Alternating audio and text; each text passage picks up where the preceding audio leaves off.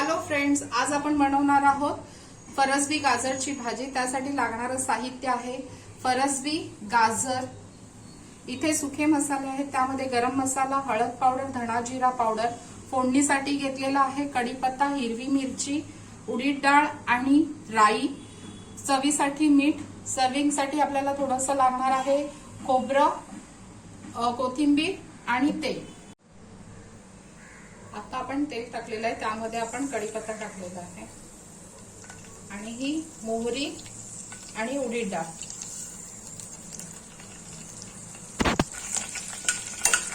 ही चांगली परतून घेऊ। डाळ आणि कढीपत्ता, मोहरी चांगली परतलेली गेली आहे। आता ह्यामध्ये आपण मिरच्या घालणार आहोत।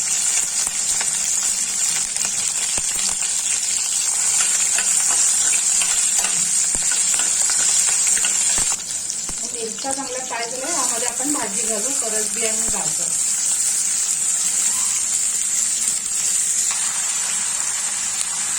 आणि यामध्ये आपले धना जिरा पावडर, गरम मसाला आणि हळद,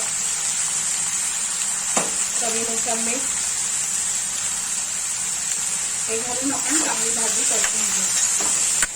भाजी आपण चांगली परतून घेतलेली आहे, थोडंसं पाणी टाकते आणि ही भाजी आपण वाफेवर शिजवणार आहोत, त्यामुळे झाकणावरती पाणी ठेवू। आता आपली भाजी झालेली आहे, पूर्णपणे शिजलेली आहे।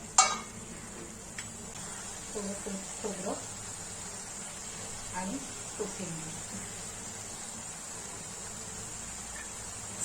आणि भाजी सर्व।